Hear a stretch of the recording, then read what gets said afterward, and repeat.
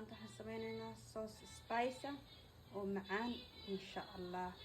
Ilaa halkaas maraq la karaayo spice aan ku darayna maadada.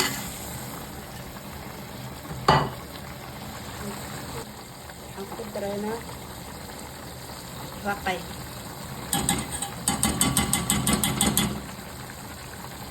Bisbaas qatar aan ku darayna. Taasi ku soo baxday. Fish kaasna aan ku darayna.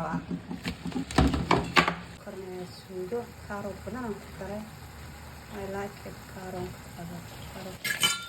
Waxay mindi soo yara baaba rabaa.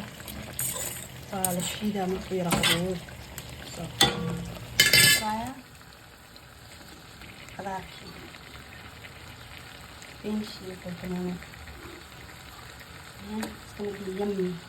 Shiidaya basbaski ama sauce-ki.